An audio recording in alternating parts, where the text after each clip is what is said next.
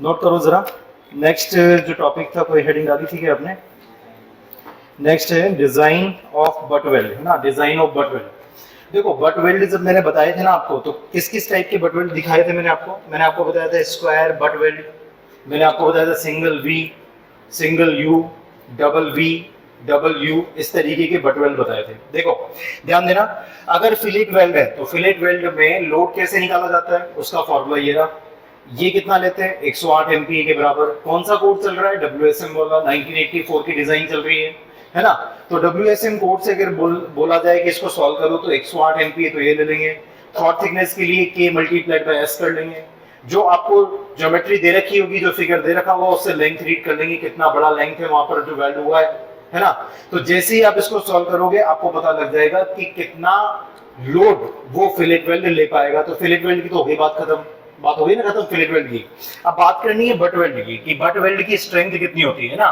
तो सुनो मेरी बातों को ध्यान से, पहले मैं आपको कंसेप्ट दे देता हूं, उसके बाद में फिर हम एज पर द कोड लिखते जाएंगे चीजों को, है ना। ध्यान देना कि अगर हमें फिलेट वेल्ड की ना दे करके अगर बट वेल्ड की स्ट्रेंथ पूछे कि बट वेल्ड की स्ट्रेंथ निकालो, तो कैसे निकालते हैं? बट वेल्ड की स्ट्रेंथ जब निकाली जाती है तो इस बात का ध्यान रखा जाता है कि आपका बट वेल्ड सिंगल वाला है या डबल वाला है। ठीक है, पहली चीज कि जो बट वेल्ड होगा आपका वो सिंगल वाला है या डबल वाला है। ठीक है, तो अगर डबल वाला बट जॉइंट है, ठीक है, अगर डबल वाला है, जब बट जॉइंट की आप बात करोगे यानी कि बट वेल्ड कितना लोड ले पाएगा, सारा फोकस हमारा लोड कैलकुलेशन पर है। तो आपके पास दो केसेस है, आप जानते हो, क्वेश्चन जब देगा तो single U, single V, single J, इस तरीके से देगा तो आप इधर हो। अगर डबल देगा तो डबल यू, डबल वी, ठीक है, इस तरीके से आपको दे देगा तो आप समझ जाएंगे कि डबल बट वेल्ड यहाँ पर बन रहा है। सोचो जरा, ध्यान दो, एक फिगर बना देता हूँ मैं यहाँ पे। मान लेते हैं कि आपके पास में यहाँ पर दो मेंबर्स है, इस मेंबर की जो साइज है, लेट से कि इस मेंबर की साइज है 200/12, है ना। इस मेंबर की जो साइज है, इस मेंबर की जो साइज है वो मान लो 150/10 का मेंबर है ना। अब मुझे बताओ जरा मैक्सिमम कितना लोड ये मेंबर ले सकते हैं। क्या लगा रहा हूं मैं? एक्सियल डायरेक्शन में टेंशन लगा रहा हूं क्या? इधर वाला जो सारा मैटर मैंने बताया था ये फिलेट वेल्ड के लिए था, है ना। ध्यान दो जरा, मैं यहाँ पर इनको बट वेल्ड से ज्वाइन करूंगा, है ना। और बट वेल्ड मान लो मैंने कुछ स्क्वायर बट वेल्ड कुछ इस तरीके से लगा दिया, ठीक है, या फिर आप बोल देते हैं जैसे डबल यू मैंने यहाँ पर बना दिया, लेट से कि डबल यू बट ज्वाइंट हमारा यहाँ पर है, ठीक है, डबल यू, जिसमें वेल्डिंग कहाँ कर रहे हैं? दोनों तरफ कर रहे हैं। जैसे स्क्वायर में भी आप बोल सकते हो कि वेल्डिंग सिर्फ एक तरफ करी, वेल्डिंग सिर्फ एक ही तरफ से कर पा रहे हैं तो वो सिंगल में आ जाएगा। वेल्डिंग दोनों तरफ से कर पा रहे हैं तो वो डबल में आ जाएगा, है ना। ध्यान देना जरा, मान लो सिंगल आपने डबल यू या डबल वी या फिर आपने दोनों तरफ से जो है स्क्वायर बट वेल्डिंग की है, तो उस केस में कितना लोड ले पाएगा? मुझे लोड बता सकते हो मेंबर्स मैक्सिमम कितना लोड ले सकते हैं? क्योंकि एक्सियल टेंशन लग रहा है, स्ट्रक्चरल मेंबर की एक्सियल टेंशन में स्ट्रेंथ कितनी थी? मोटा मोटा आइडिया 0.6 FI। तो 0.6 FI से बिना FI दिए कितना मानते हैं? 250। तो 250 मल्टीप्लाइड बाय 0.6, 150 हो गया। तो 150 की तो स्ट्रेंथ है मल्टीप्लाइड बाय एरिया, तो एक का एरिया कम आएगा, एक का एरिया ज्यादा आएगा। कौन सा वाला एरिया लोगे? कम वाला, क्योंकि ज्यादा वाला लोड तो वो ले नहीं पाएगा, उससे पहले वो कम वाला फेल हो जाएगा, है ना। तो यहाँ पर मैक्सिमम लोड जो कि मेंबर ले सकते हैं वो इन दोनों के मिनिमम लोड से दिया जाएगा। तो लोड लिखते समय स्ट्रेंथ लिख दी आपने, मैक्सिमम स्ट्रेस जो ले सकती है एक्सियल टेंशन में मल्टीप्लाइड बाय एरिया, एरिया आ जाएगा 150 मल्टीप्लाइड बाय 10। तो यहाँ से अगर आप इसको सॉल्व करोगे तो 225 किलो न्यूटन आ गया क्या? 225 किलो न्यूटन, है ना। तो ध्यान देना, जब भी डबल बट जॉइंट होगा तो जो उसकी स्ट्रेंथ होगी वो प्लेट की स्ट्रेंथ के बराबर दी जाएगी। और प्लेट में भी कौन सी वाली प्लेट? स्मॉलर वाली, ठीक है।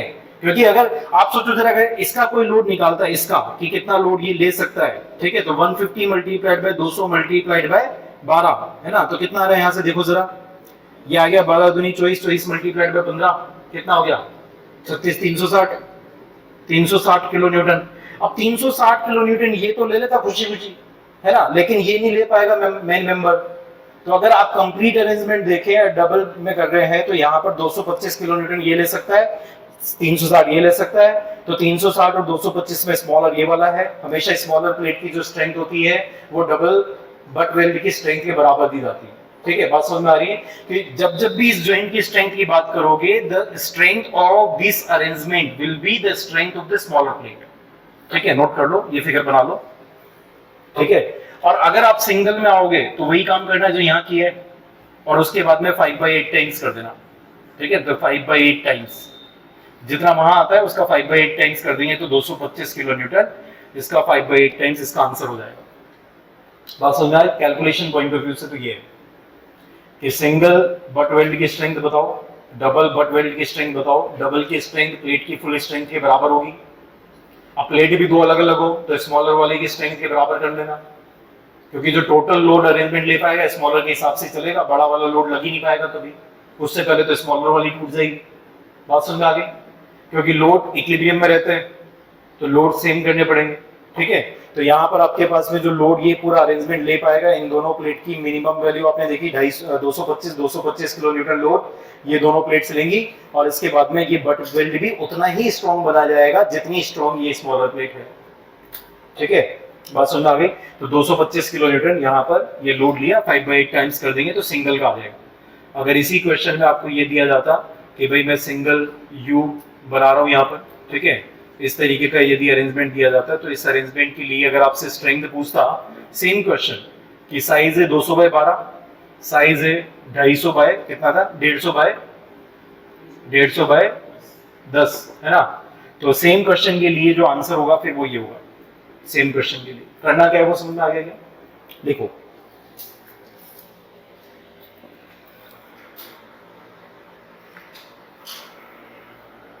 आप रेनफोर्समेंट वगैरह प्रोवाइड करते हैं तो बट वेल्ड, ठीक है, कोई बहुत ज्यादा ऐसा तो नहीं है जैसे आप पैसा बचाना सोचोगे तो कभी मेन मेंबर की साइज में पैसा बचाओगे या 2 कील कम यूज करना, जैसे खाते आया खाते बोला नहीं 4 कील कम लगाना, हमारे 4 कील के पैसे कौन देगा, नहीं तो ऐसे बोलोगे क्या उसको?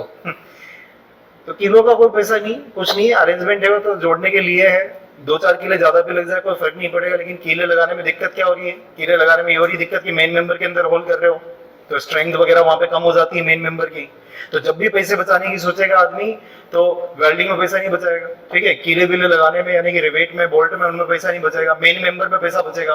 तो लैपिंग में ध्यान दो, लैपिंग में फिर कम रखना, ज्यादा से ज्यादा रखोगे तो फिर लैपिंग ज्यादा होगी, ओवरलैप ज्यादा होगा तो ज्यादा मटेरियल यूज होगा। तो मेन मेंबर की साइज वगैरह में चेंजेस नहीं करते हैं, खिलवाड़ नहीं करते हैं उनके साथ में, मेन मेंबर की साइजेस चेंज नहीं करते हैं, ठीक है। किसके साथ कोशिश करते हैं अरेंजमेंट को प्रॉपर बनाओ, ठीक है, बात आ रही समझ में? नोट करना, the design strength of the butt weld, the design strength of the butt weld, the design strength of the butt weld is taken equal to the strength of the parts joined. The design strength of the butt weld is taken equal to the strength of the parts joined is equal to the strength of the parts joined. ये जो दो plate join की थी उनकी strength के बराबर butt weld की strength मानते हैं, अगर कैसा है डबल है तो, है ना।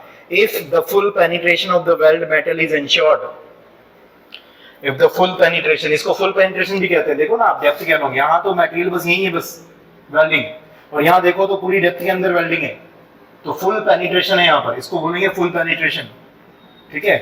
तो full penetration of the weld metal is ensured, और वो किस में होगा? हमेशा डबल में होगा। Full penetration of weld metal is ensured, बात समझ में आ गई? अगर फुल पेनिट्रेशन है यानी कि दोनों तरफ से वेल्डिंग कर पाए हैं, है ना, यहाँ तो दिख ही रहा है आपको फुल पेनिट्रेशन कहाँ हुआ, अगर आप अलोंग द थिकनेस यदि देखोगे तो पूरी थिकनेस के अलोंग वेल्डिंग नहीं हुई है, ठीक है। तो वेल्डिंग की दृष्टि से कमजोर है तो फिर इसका कितना ले लिया, हम ज्यादा भरोसा नहीं कर सकते इस वेल्ड पर, तो उसने बोल दिया कोड ने कि 5/8 टाइम्स ले लो। उन्होंने किए होंगे प्रैक्टिकल डेमोन्स्ट्रेशंस वगैरह किए होंगे, तो नंबर बता दिया आपको कि 5/8 टाइम्स ले लेना है ना, नोट करो। The design strength of the butt weld is taken equal, equal बोला आपने, इक्वल लेना है किसके? Strength of the parts joined if the full penetration of the weld metal is ensured. ये कब आएगा? ब्रैकेट में लिख दो, in the double V double U double J double bevel, ठीक है, double J and double bevel. Double J और double bevel मैंने दिखाया नहीं था आपको, अगर देखना हो तो बना सकते हैं आप लोग। डबल बिवेल बनाना हो तो कैसे बनेगा? सिंगल बिवेल मैंने ऐसे बताया था आपको, ठीक है। सिंगल बिवेल जो था वो कुछ इस तरीके से था, कुछ इस तरीके से आप बोल दो, ये सिंगल बिवेल था। और डबल बनाना है तो डबल कैसे बनेगा?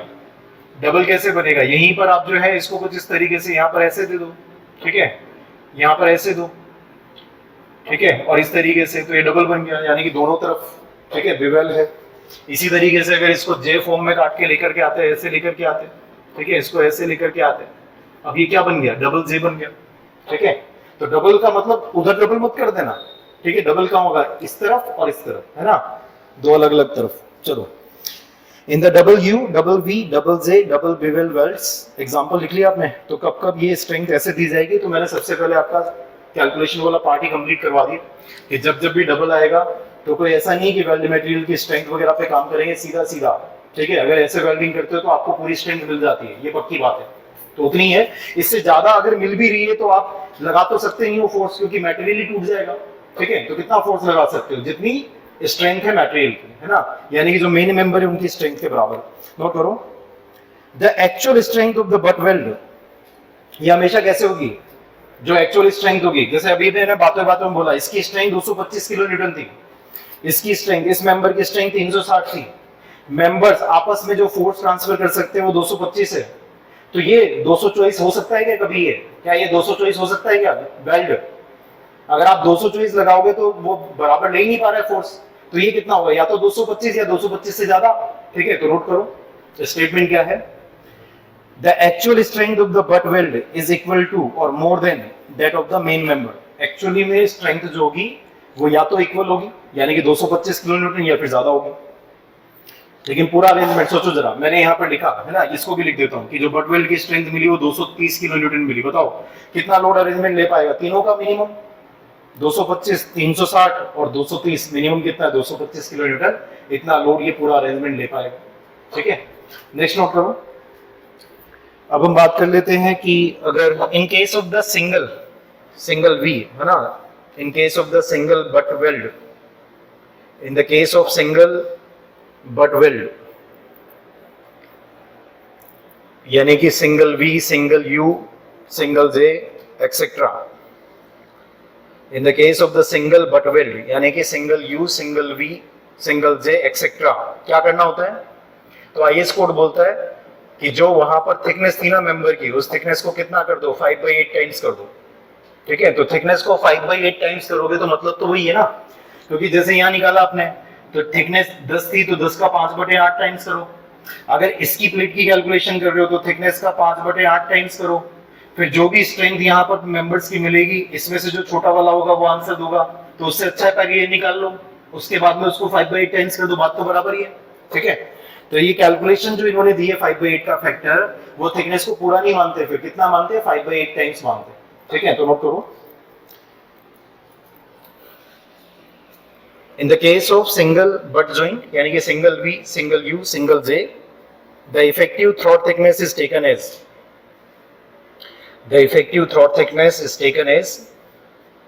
5/8 times the thickness of the thinner part. 5/8 times the thickness of the thinner part.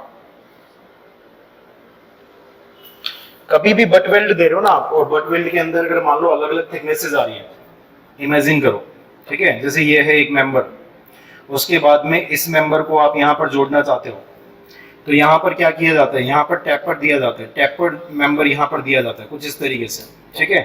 तो नोट करना आप जरा, इसके अंदर ये जो मेंबर होगा, ठीक है, ये जो मेंबर होगा, ठीक है, इसके अंदर टैपर्ड दिया जाता है, यानी कि यहाँ पर कटिंग करके कुछ इस तरीके से लगाओगे मेंबर को। अगर दो मेंबर जिनकी थिकनेस है, एक की थिकनेस T1 है, इसकी थिकनेस T2 है, तो यहाँ पे टैपर्ड फॉर्म में इसको यूज किया जाता है, ठीक है। तो नोट करना, this tapper should not be more than 1/5, यानी कि जो स्लोप होगा, द टैपर, ये जो स्लोप है, this tapper should not be more than 1/5, ठीक है, 1/5।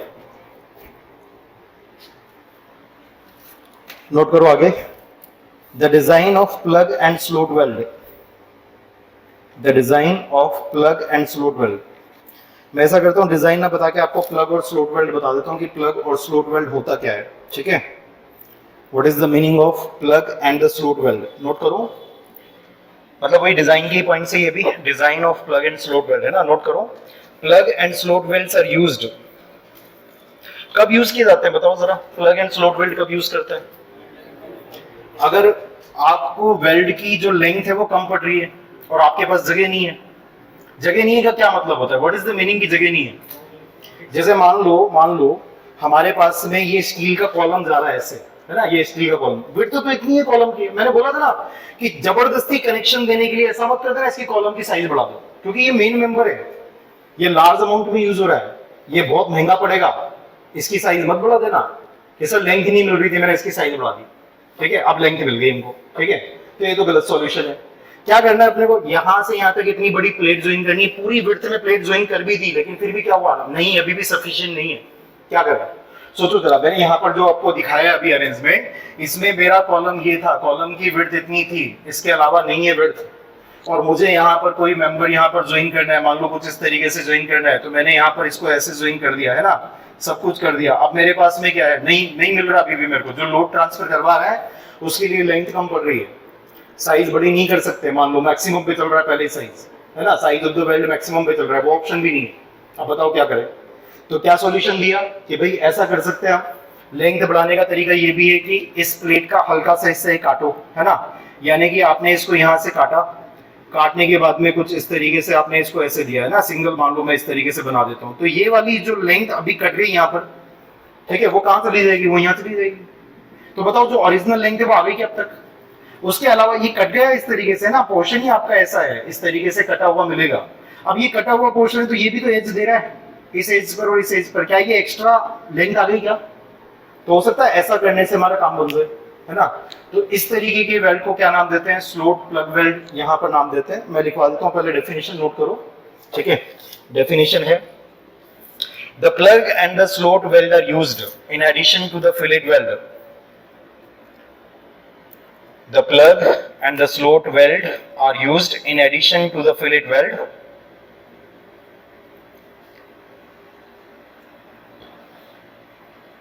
When the sufficient welding length is not available, when the sufficient welding length is not available, when the sufficient welding length is not available, when the sufficient welding length is not available, लिखा,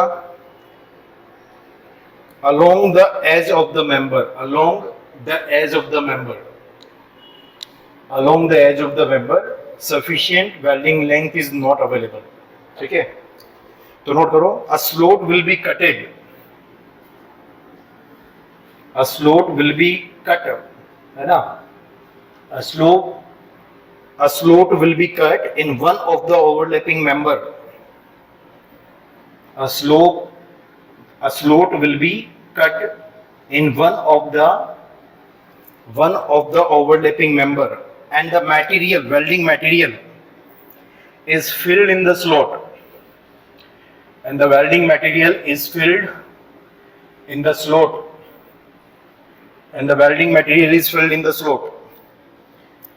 तो कभी तो ऐसा होगा और कभी कैसा होगा, सोचो जरा, इमेजिन करो कि कभी हमने यहाँ पर स्लोट बनाया, स्लोट जो बनाया था, हो सकता है कि आपको ये मल्टीपल टाइम इसको करना पड़ा, है ना, और भी चाहिए थी आपको लेंथ, तो आपको मल्टीपल टाइम करना पड़ा, और मल्टीपल टाइम इसको काटा, है ना, इमेजिन करो ऐसे काटा। बात समझ में आ रही है किस तरीके से कट रहा है, काट के बताऊं मैं ये बोल रहा है, समझ में आ गया सर, ठीक है। देखो जरा ध्यान से देखो, तो ये वेल्डिंग मटेरियल है ना, ये वेल्डिंग मटेरियल है। अब देखो यहाँ पे क्या हो रहा है, सारे लोग ध्यान से देखो क्या हुआ यहाँ पे, पिछले वाले केस में और यहाँ पर कोई डिफरेंस नजर आ रहा है क्या? ये वाला जो जगह थी ना, ये जगह ये बिल्कुल इतनी पास पास थी कि इधर जब वेल्डिंग करने गए और इधर जब वेल्डिंग करने गए तो पूरा वेल्डिंग से भर गया है, और वहां पे वो दूर था। तो इस वाले को तो कहते हैं प्लग वेल्ड, उसको कहते हैं स्लोट वेल्ड, ठीक है। अगर भर जाए पूरा का पूरा ये वेल्डिंग मटेरियल से भर जाए, जो आपने गैप बनाया था, जगह बनाई थी, तो ये कहलाएगा plug weld.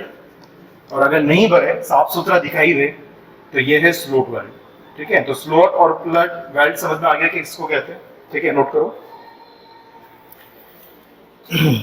A slot is cut in one of the overlapping member and the welding material is filled in the slot. If the slot is small, and completely filled the weld metal, जैसे यहाँ हुआ है case number 2 में, है ना। इसको यदि मैं केस नंबर 2 बोलूं, ठीक है, तो केस 2 में ऐसा हुआ था, केस 1 में ऐसा हुआ, ठीक है। अकॉर्डिंग टू द सिचुएशन बनेगा ये, ठीक है, नोट कर लो। If the slot is small, slot काफी छोटा सा था, and completely filled with the weld metal, then it is called the plug weld. Then it is called the plug weld. लिख लिया? If only the periphery, सिर्फ periphery पर ही weld material लगा, बाकी जगह नहीं लगा. Imagine कर पा रहे हैं ना सब लोग? ठीक है? If only the periphery of the slot is welded, fillet welded, है ना? If only the periphery of the slot is fillet welded, then it is called the slot weld. Then it is called the slot weld. आगे चले, next आप note करो. Next concept लेते हैं. ठीक है, चलो कंसेप्ट ले लेते हैं. हेडिंग डालेंगे इसेंट्रिक कनेक्शंस. हेडिंग डालो इसेंट्रिक कनेक्शंस. छोटे छोटे कंसेप्ट चल रहे हैं जिससे हमको स्टील को देखने का मौका मिलेगा आगे, है ना, सारी चीजों को. तो अभी क्वेश्चंस वगैरह भी आएंगे जब आप इसेंट्रिक कनेक्शन सीखना स्टार्ट करोगे. अभी तक तो बिल्कुल बेसिक चीजें चल रही हैं. ठीक है, तो नोट करो, हेडिंग डालो eccentric connection. What is the meaning of eccentric connection? सबसे पहली बात, आप लोगों ने बना लिया था क्या डायग्राम्स? ठीक है, मैंने मौका नहीं दिया आपको बनाने का. बना लिया था डायग्राम? नहीं बनाया? ये बना रहा है, देखिए ना, देखो.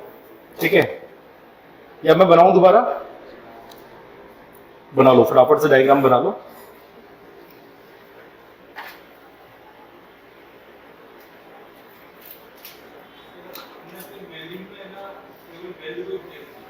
क्या कह रहे हो? वेल्डिंग में वेल्ड को फेल किया मतलब? हाँ, वेल्ड को फेल नहीं कर रहे यहाँ पर. मतलब हम ये बोल रहे हैं कि स्ट्रेंथ जो होती है वेल्ड की वो ज्यादा आनी चाहिए. ठीक है, देखो आप जितना भी लोड ट्रांसफर करवाना चाहते हो ना, उससे ज्यादा स्ट्रेंथ होनी चाहिए. और कोई बेवकूफी होगा जो सोचो जरा, अभी मैंने जैसे आपको ये बताया था कि इस तरफ जो मेंबर मैं लगा रहा हूँ वो 225 किलोन्यूटन मैक्सिमम लोड ले सकता है. यहाँ जो मैं मेंबर लगा रहा हूँ वो लोड ले सकता है 360 किलोन्यूटन. और मान लो यदि आपको लोड जो ट्रांसफर करवाना था, जो गिवन लोड था, वो मान लो सिर्फ 100 किलोन्यूटन लोड है, तो क्या डिजाइन गलत चल रही है अभी? तो क्योंकि भाई इतने भारी भारी मेंबर्स की जरूरत ही नहीं है, तो इसका मतलब डिजाइन गलत बनाई है 100 किलोन्यूटन लोड लेने के लिए. और आप यदि यहाँ पर वेल्ड यदि आप डिजाइन करोगे और बट वेल्ड यदि डिजाइन कर रहे हो, तो बट वेल्ड में या तो सिंगल डालते हैं या डबल डालते हैं. तो सिंगल डालोगे तो उसका 5/8 टाइम्स करके उतनी स्ट्रेंथ मिल जाएगी, और अगर आप डबल डालोगे तो फुल स्ट्रेंथ के बराबर मिल जाएगी. बात समझ में आ रहा है? तो आप फेल किसी को नहीं करवाते, आप अकॉर्डिंग टू द सिचुएशन की हमें कितनी रिक्वायरमेंट है उसके हिसाब से पहले तो मेंबर डिजाइन होते हैं. फिर मेंबर एक बार फाइनलाइज हो जाए उसके बाद में फिर हम जॉइंट डिजाइन करते हैं. ये तरीका होता है करने का, है ना. अल्टीमेटली हमारा टारगेट ये है किसी को फेल नहीं करना.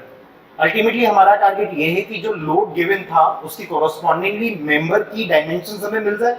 और उसके बाद में हमारे पास में 3 तरीके, रिवेटिंग, बोल्टिंग या फिर वेल्डिंग, उनमें से कोई भी जो भी साइट हमें अलाउ करे, या जो वहां के स्पेसिफिकेशंस है, या वहां की जो लेबर है, वहां की जो स्किल्स है. मान लो एक्सपर्ट बैठे हुए रिवेटिंग के, तो वो रिवेट्स बोलेगा कि सर आप रिवेटिंग करके देना, हमको सारी की सारी डिजाइन रिवेट की करके दो. ऐसा होता है. बोल्ट के रिक्वायरमेंट है तो बोल्ट के हिसाब से डिजाइन होकर के आएगी. बोलेगा नहीं हमारे यहाँ तो वेल्डिंग ही करते हैं, सिर्फ वेल्डिंग वाली डिजाइन वेल्डिंग करनी. बात समझ आई? इस तरीके से डिजाइन की जाती है. अल्टीमेटली टारगेट ये है गिवन लोड के आसपास चले सारे, और डेफिनेटली हर एक चीज गिवन लोड से तो ज्यादा लोड ले पाएगी, जस्ट ज्यादा थोड़ा सा फैक्टर ऑफ सेफ्टी के साथ, है ना, लोड ले पाएगा. आ रही है बात समझ में? ठीक है, अभी डिजाइन करेंगे ना और अच्छे से समझ में आएगा. हेडिंग डालो इसेंट्रिक कनेक्शन, है ना. हेडिंग डालो eccentric connection. What is the meaning of eccentric connection? Eccentric connection किसको कहते हैं? चलो छोड़ो, इसेंट्रिक के अलावा आपके पास में कौन से कनेक्शन है? Non eccentric connection. Non eccentric connection का मतलब क्या है? What is the meaning of non eccentric connection? जिसमें इसेंट्रिसिटी ना हो, है ना, उनको नॉन इसेंट्रिक कनेक्शन कहेंगे. अब मैं कुछ फिगर बना के देता हूं आपको, आप लोग मुझे बताना कि इसेंट्रिसिटी है या नहीं है ना, इसेंट्रिसिटी है या नहीं है. सुनो, मैंने मान लो यहाँ पर एक कॉलम बनाया. कॉलम बनाने के बाद में मैंने यहाँ एक ब्रैकेट बना रखा है. इसको ब्रैकेट कहते हैं. ब्रैकेट क्या होता है? एक स्मॉल मेंबर होता है जिसके थ्रू लोड वगैरह ट्रांसफर करवाया जाता है. मान लो मैंने यहाँ पर 4 रिवेट ऐसे दे दिए. ये रिवेट की सीजी लाइन हो गई. कनेक्शन का सीजी यही है. 4 रिवेट अगर एकदम सेम है, बिल्कुल सेम है, सेम मतलब इनकी डायमीटर सेम है सबकी, सेम तरीके से पोजीशनड है। ऐसा नहीं कि दो तो यहाँ लगा दिए और तीसरा यहाँ जा रहा है, चौथा यहाँ जा रहा है, ऐसा नहीं, सिमेट्रिकली प्लेस्ड है। ये जो लाइंस बनेगी ये बिल्कुल बीचों बीच से पास होगी, है ना। इनको क्या कहते हैं, इनको सीजी लाइन कहते हैं। किसका? CG of the connection, connection का सीजी है, ध्यान देना। ऐसा नहीं कि प्लेट 200 है तो ये 100 पे आएगा, प्लेट से लेना देना नहीं है, किससे लेना देना है? कनेक्शन, कनेक्शन में ये रिवेट जहां पर है तो उनका सीजी हमने निकाल दिया, सीजी यहां पर आ रहा है, ठीक है। सुनो, अगर लोड यहीं से पास हो जाए तो लोड कनेक्शन की सीजी से पास हो रहा है क्या? तो क्या ये नॉन इसेंट्रिक कनेक्शन का एग्जांपल है क्या? क्या इस फिगर में इसेंट्रिसिटी जीरो चल रही है क्या? क्यों? क्योंकि लोड कहां से पास हो रहा है? सीजी से पास हो रहा है, इसका मतलब इसेंट्रिसिटी जीरो है। जब इसेंट्रिसिटी जीरो होती है तो मोमेंट कितने आते हैं? जीरो आते हैं, लिख लो। तो नॉन इसेंट्रिक कनेक्शन तो इसको कहते हैं। जब जब भी लोड आपका सीजी से पास होगा तो नॉन इसेंट्रिक कनेक्शंस बनेंगे। मान लो जरूरी नहीं लोड ऐसे आए, लोड ऐसे भी आ सकता है, बात सिर्फ ये हो रही है कि वो सीजी से पास हो। ऐसे आ सकता है क्या? कोई परेशानी नहीं मुझे, लोड ऐसे भी आ सकता है। कैसे जा रहा है? सीजी से जा रहा है, काम खत्म, कोई मूवमेंट नहीं देगा।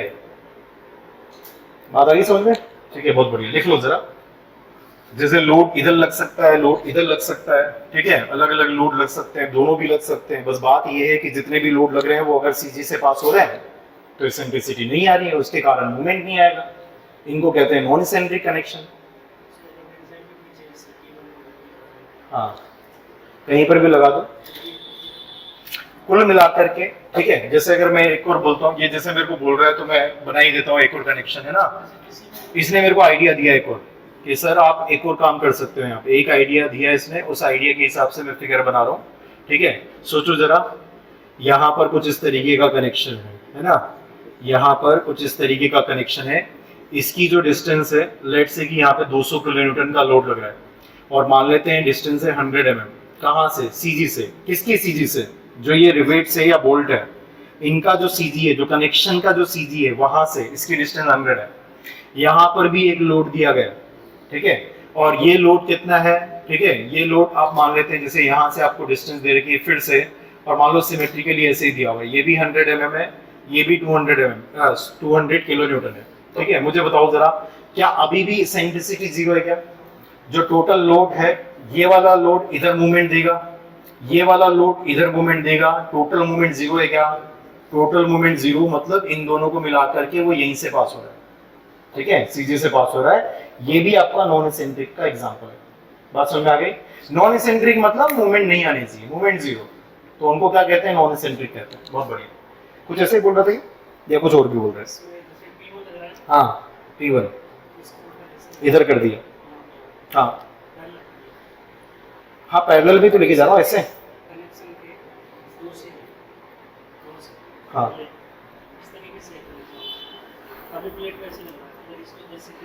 हाँ, कोई दिक्कत नहीं, कर दो कर दो कर दो कर दो। ये बोल रहा है सर ये और लगा दो, ठीक है। हाँ ठीक है, मेरा मतलब सिर्फ ये है, आपके जितने भी फोर्सेस लग रहे हैं अगर वो सीजी से जा रहे हैं, ठीक है, हो गया खत्म, ठीक है, तो नॉन इसेंट्रिक है। आगे चलें, चलो नेक्स्ट देखो जरा, इसेंट्रिक कनेक्शन कैसे नजर आएंगे? इसेंट्रिक कनेक्शन ऐसे नजर आएंगे, बना लो सब लोग इसेंट्रिक कनेक्शन, ठीक है। मान लो ये है, यहाँ लोड P लग रहा है, ठीक है, इसके अलावा आपके पास में ये सीजी वाली लाइन हो गई, ठीक है। मान लो आपके पास में कुछ इस तरीके का कनेक्शन है, तो यहाँ पर क्या लोड सीजी से पास हो रहा है क्या, या किसी इसेंट्रिसिटी पर है? इसेंट्रिसिटी पर है। कितनी इसेंट्रिसिटी पर है? ई इसेंट्रिसिटी पर है। हमेशा इसेंट्रिसिटी कहाँ से मेजर करते हैं, चाहे सब्जेक्ट कोई भी हो? इसेंट्रिसिटी लोड की लाइन कहाँ से देखते हो? सीजी से। सीजी से कितना दूर है लोड, उसको इसेंट्रिसिटी कहते हैं। जब आप इरिगेशन में पढ़ते हो, डैम के नीचे स्ट्रेसेस निकालने के लिए मैं आपसे बोलता हूँ कि डैम के नीचे स्ट्रेसेस निकालो, तो यहाँ पर डैम के नीचे एरिया कैसा बनता है? Rectangular area. रेक्टेंगुलर एरिया में सीजी कहाँ आता है? बिल्कुल बीचों बीच। फिर यहाँ पर हम देखते हैं कि यहाँ पर जो रिजल्टेंट फोर्स होता है वो बेस से कहाँ से गुजरेगा, तो जहां से बेस से गुजर रहा होता है उसी पॉइंट की डिस्टेंस सीजी से देखते हैं, इसको इसेंट्रिसिटी कहते हैं। जब भी आप डिस्टेंस देखोगे ना तो सीजी से मेजर की जाती है। अब सीजी किसका? जहां स्ट्रेसेस लग रही है, तो ये लोड की स्ट्रेसेस कौन लेगा? यही तो लेगा, रिवेट, इसके थ्रू ही तो लोड ट्रांसफर हो रहा है, ठीक है। तो किसका सीजी देखेंगे? रिवेट्स का सीजी देखेंगे, बोल्ट का सीजी देखेंगे, है ना। तो ध्यान देना, ये सीजी आपने निकाला, निकालने के बाद में इसकी इसेंट्रिसिटी देखेंगे। देखो सुनो मेरी बातों को ध्यान से, कई बार क्या होता है बेवकूफ बनाने के लिए डिस्टेंस ऐसे दे देता है, जैसे ये दे दिया आपको 100 mm, है ना, और ये वाली डिस्टेंस यहाँ भी नहीं बताता, यहाँ दिखाया तो लोग समझ जाए, यहाँ दिखाता है कहीं और, ठीक है 60 mm। इसेंट्रिसिटी कितनी है 160 है, ठीक है। तो इसेंट्रिसिटी कहाँ से मेजर होगी, वही सीजी से, लोड की पोजीशन कितनी डिस्टेंस पर है 160 पर। मोमेंट कितना आएगा P मल्टीप्लाइड बाई, नोट कर लो मोमेंट आएगा P मल्टीप्लाइड बाई। इस क्वेश्चन में अगर एग्जांपल के तौर पे देखें तो इसेंट्रिसिटी 100 प्लस 60 यानी कि 160 mm है। ध्यान रखना छोटी छोटी बातों का, बाकी तो मैं संभाल लूंगा, है ना। देखो कितने भी नंबर ऑफ रिवेट्स यहाँ पे लग सकते हैं, ठीक है। अभी तो मैं डायग्राम में 4 बना रहा हूँ, हो सकता है 6 आए, 10 आए, 15 आए, 20 आए, ठीक है। आपको एक डिजाइन दूंगा मैं, उसमें चॉइस रिवेट भी आपके फेल हो जाएंगे, ठीक है। ट्रायल लेने पड़ते हैं, तो बहुत सारी चीजें अभी डिस्कशन में आपको सामने दिखेगी, बारी बारी से इनको ढंग से डिस्कस करते हैं ना। ध्यान से सुनना, फोकस करो रिवेट्स पे, है ना, फोकस करो रिवेट्स पे। ये रिवेट्स यहाँ पर है, आप इमेजिन करो कि एक मेंबर था, उसके बाद में दूसरा मेंबर था, यहाँ लगा दिए रिवेट, और उसके बाद में ये जो मेंबर आपने लगा रखा था ना, ये वाला जो आपका ब्रैकेट वाला जो मेंबर है, इसमें आपने इधर जाकर के लोड लगा दिया। ये लोड इन रिवेट्स पर क्या देगा, बेंडिंग मोमेंट देगा या टॉर्क देगा, टॉर्क देगा ना, क्योंकि रिवेट की एक्सिस ये है, this is the axis of the rivet. Axis से जब किसी डिस्टेंस पर लोड होता है तो वो टॉर्क देता है, और टॉर्क को देखने का एक और तरीका भी हो सकता है, ट्विस्टिंग दिखाई देगी, आप ट्विस्टिंग यहाँ पर नजर आ रही है, तो यहाँ टॉर्क मिलेगा। तो दो वजह से यहाँ पर लोड लगेगा, एक तो डायरेक्ट एक्शन के कारण, जब आप डैम वेम पर भी स्ट्रेसेस निकालते हो तो वहां पर भी आपके दो स्ट्रेसेस आती है, एक तो बेंडिंग एक्शन के कारण और एक आती है डायरेक्ट एक्शन के कारण, हमेशा दो स्ट्रेसेस आती है। देखो यहाँ बस बेंडिंग नहीं हो रही है, यहाँ क्या हो रहा है, टॉर्क आ रहा है ना। तो पहला एक्शन क्या है, the first action is direct action. Imagine करो लोड है 400 किलो न्यूटन का और 4 रिवेट मैंने दे दिए, और ये सब सिमेट्रिकली प्लेस्ड है, सबका एरिया बराबर है, तो वो लोड भी तो बराबर शेयर करेंगे, समझ रहे हो आप मेरी बात को। तो अगर मैं यहाँ पर P दे रहा हूं तो यहाँ पे इसी डायरेक्शन में कितना लोड ये लोग लेंगे, इसी डायरेक्शन में हर एक रिवेट लोड ले लेगा। अगर n नंबर ऑफ रिवेट्स है तो फॉर्मूला लिख दोगे कि हर एक रिवेट जो लोड लेगा इसी डायरेक्शन में कितना होगा, P डिवाइडेड बाय n होगा। इस लोड को क्या कहेंगे, डायरेक्ट लोड, ठीक है। इसका डायरेक्ट इफेक्ट नोट करो, direct load on the rivet, the direct load on the rivet. और अगर सेम नहीं हो तो फिर क्या करेंगे, है अगर सेम एरिया ना हो, रिवेट्स अलग अलग एरिया के हो, 2 रिवेट दे दिए 16 mm वाले, 2 रिवेट दे दिए 20 mm वाले, कोई चिंदी आदमी होगा वो बोलेगा नहीं 16 का मत यूज करो, महंगा पड़ जाएगा हमको, ठीक है 20 का यूज करो। जैसे मैंने बोल दिया पहले आपको, रिवेट से क्या पैसे बचेंगे, कुछ नहीं बचेंगे, ठीक है। तो होता तो क्या है, जनरली तो आपको सारा सेम देते हैं कि रिवेट सारे सेम डायमीटर के, 20 mm PDS दे दिया आपको, लेकिन मान लो क्वेश्चन देने वाला तो दे ही सकता है कि 2 रिवेट लगाए 16 के, 2 रिवेट लगाए 20 के। डिजाइन करते समय कभी ऐसे मत करना, है ना, हमेशा सेम लेते हुए चलना, कैलकुलेशन इजी पड़ेगी। मुझे ये बताओ जरा, if the area of the rivets are different then what is the load taken by the rivet. Note करते जाओ। Let's assume that n number of rivets are there in the connection. Let's assume कितने rivets हैं, n number of rivets are there, ठीक है, n number of rivets are there in the connection. Let's assume n number of rivets are there in the connection. The area of the rth rivet, ठीक है, the area of, या फिर आप बोल सकते हो कि ith rivet है ना, ith rivet, किसी रिवेट को तो नंबरिंग वगैरह भी दे देते हैं ना, 1 2 3 4, तो किसी नंबर का रिवेट हमने चेक किया, उसका एरिया कितना है वो बोल दिया AI है, उसका एरिया कितना है, कहने का मतलब क्या है, A1 A2 A3 A4 अलग अलग एरिया है रिवेट के, अलग अलग डायमीटर होगी तो अलग अलग रिवेट का एरिया होगा, है ना। तो जब भी आप लोड निकालोगे, जैसे आप निकालते हो the load, the direct load, ठीक है, द डायरेक्ट लोड किसके द्वारा, टेकन बाय, ठीक है, द ith रिवेट। इस ith रिवेट ने कितना लोड लिया। बचपन में एक क्वेश्चन करते, राम और सुरेश ने मिलकर के व्यापार शुरू किया, राम ने लगाई पूंजी 2000, सुरेश ने लगाई 5000, वर्ष के अंत में लाभ इतना हुआ, ठीक है। तो बताओ जरा राम को कितना हिस्सा मिलेगा प्रॉफिट का, जितना उन्होंने लगाया उसके हिसाब से उनको प्रोपोर्शन में मिलेगा। अब रिवेट की ताकत उसके एरिया से दी जाती है कि कितनी ताकत उसके पास है, तो जितना उनके पास में एरिया था, एरिया के प्रोपोर्शन में उतना लोड ट्रांसफर हो जाएगा। तो what is the direct load taken by the ith rivet, तो FD यदि ith रिवेट का बोले तो वो कितना लेगा, वो लेगा लोड जो टोटल था, ये टोटल प्रॉफिट राम का हिस्सा, यानी कि इसके पास एरिया कितना था, divided by summation of all the areas, ये लगेगा क्या, सिंपल सी कैलकुलेशन है ना। लिख लो जरा कि ith रिवेट जो लोड लेगा वो P multiplied by AI divide by summation AI होगा, ठीक है, P multiplied by AI divide by summation AI होगा। मैं थोड़ा सा जिंदगी को आसान बना देता हूँ क्योंकि most of the time question ऐसे ही मिलेंगे आपको। ये भी क्वेश्चन पूछा गया एग्जाम में है ना कि कितना होगा अगर एरियाज डिफरेंट है, तो सारे एरियाज का समेशन कर दो नीचे, तो ऊपर जिस भी रिवेट का आप फोर्स निकालने जा रहे हो उसका एरिया लिख दो, एरिया के प्रोपोर्शन में चला जाएगा, ठीक है। If all the areas are same, if all the rivets are having the same area, अब मुझे बता सकता है कोई कि कितना डायरेक्ट लोड लेगा एक रिवेट, क्योंकि अब तो सारे सेम लेंगे तो एफडी लिख दूं क्या मैं, सारे rivet, all the rivets will carry the same direct force, note कर लो all the rivets, if all the rivets are having the same area तो all the rivets will be carrying the same force, all the rivet will be carrying the same direct force है ना, total force तो different होंगे, direct force will be same, ठीक है, all the rivets will be carrying the same direct force, और वो कितना होगा, अब मैं FDI लिखने की जरूरत नहीं मुझे क्योंकि सब सेम है, चाहे पहले रिवेट पे डायरेक्ट फोर्स निकालो, चाहे चौथे पे निकालो, चाहे पांचवें पे निकालो, सबका बराबर कंट्रीब्यूशन होगा। ये भी क्वेश्चन आ चुका है ना कि जब एरिया सेम होते हैं तो डायरेक्ट लोड में कंट्रीब्यूशन सेम होता है, ठीक है, ध्यान दो। अब FD कितना होगा यहाँ पे निकालो, तो P मल्टीप्लाइड बाय इस रिवेट का नाम, जैसे A1 बोल दिया मैंने कि सारे एरिया जो थे रिवेट का, इसका एरिया A, इसका भी A, इसका भी A, इसका भी A, तो अगर n रिवेट्स ऐसे हैं तो टोटल एरिया कितना, n टाइम्स ऑफ A है ना, तो A से A विल कैंसिल आउट, आपने यही तो बोला था, जिस रिवेट की बात कर रहे हो उसका एरिया कितना है डिवाइड बाय टोटल एरिया कितना है, total area n times of A हो गया क्योंकि सब बराबर थे, ठीक है।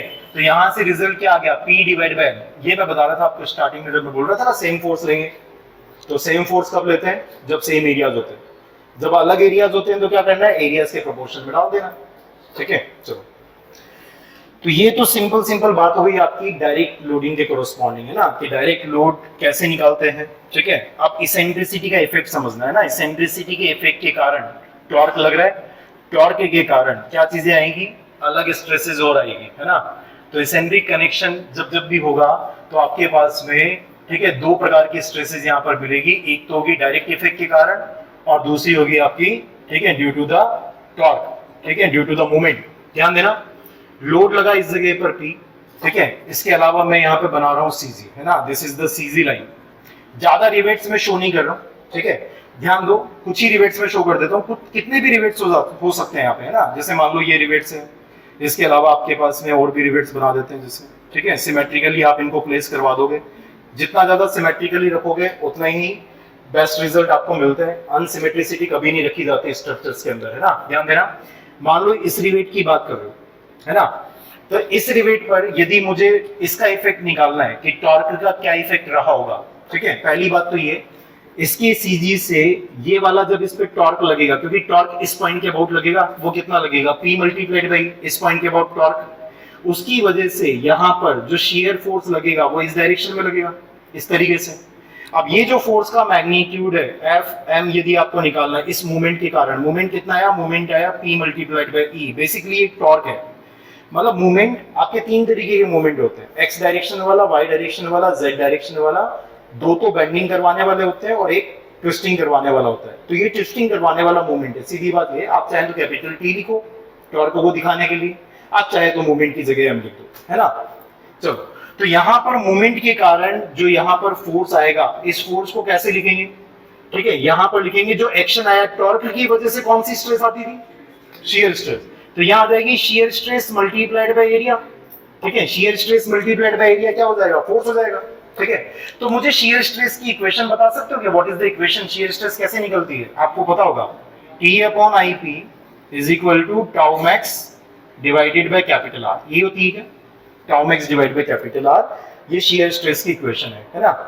अब ध्यान देना सारी बातों पे, what is the meaning of this, ठीक है, टॉर्क लग रहा है इस पॉइंट के अबाउट, तो R डिस्टेंस इसको कहते हैं, ये R डिस्टेंस है, ठीक है, टॉर्क इस पॉइंट के अबाउट लग रहा है, तो ये R डिस्टेंस है, और ये फर्स्ट रिवेट की R डिस्टेंस है, तो इसको R1 कहूंगा, वैसे इसकी डिस्टेंस होगी, इसको R2 कहूंगा, ऐसे ही तीसरा रिवेट होगा, उसकी सेंटर की डिस्टेंस को R3 कहूंगा, तो आपके पास में अलग अलग डिस्टेंसेस है। सुनो मेरी बात को ध्यान से, कैपिटल T की जगह पर तो मैं लिख सकता हूं जैसे P मल्टीप्लाइड बाई E, जो टॉर्क आया यानी कि जो टॉर्क वाला जो मूवमेंट है वो कितना है, P into E, P into E लिख दिया, divide by IP, what is IP, polar moment of inertia.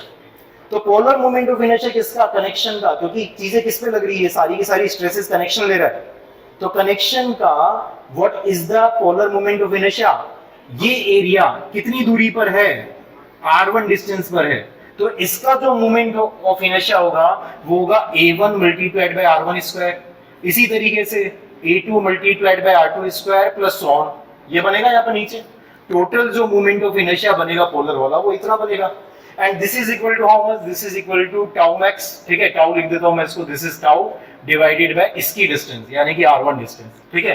तो जो पहले रिवेट पर जो टॉर्क आया उसका मैग्नीट्यूड कितना होगा, अगर वो लिखना है आपको, तो tau is equal to p into r1 divide by summation of ai ri square, ऐसे लिख दूं क्या मैं शॉर्ट में, ठीक है, ध्यान दो।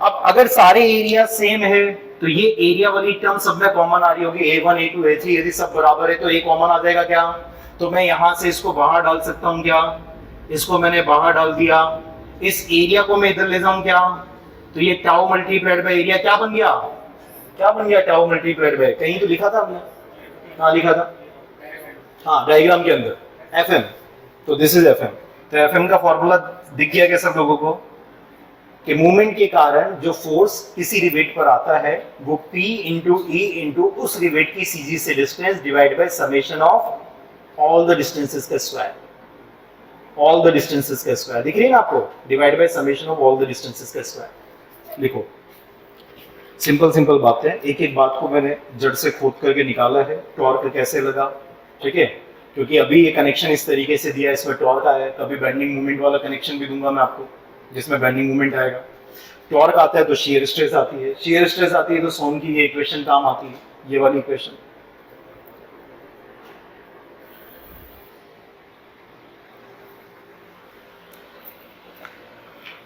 तो जो वहां से मैं लास्ट स्टेप में गया था तो मैंने आपको बोला था if all the areas are same, तो आपको पूरा लिखना है ना, पहले समेशन के अंदर दिखाना ai को, फिर बोलना कि if all the areas are same, तो a1 a2 a3 सब बराबर है तो a कॉमन आ जाएगा, बाहर लिख दिया, फिर a को उधर ले गए, मल्टीप्लाई हो गया शियर स्ट्रेस में, तो shear stress multiplied by area is the force, और ये फोर्स आया बिकॉज ऑफ द मोमेंट, तो Fm फोर्स आ गया आपका।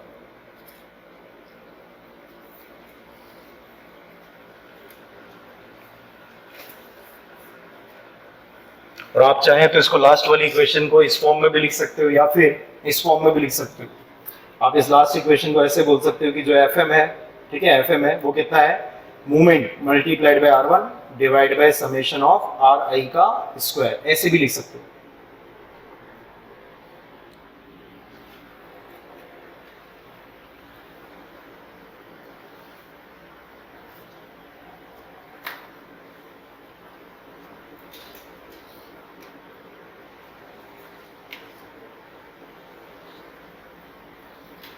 बात आ गई समझ में?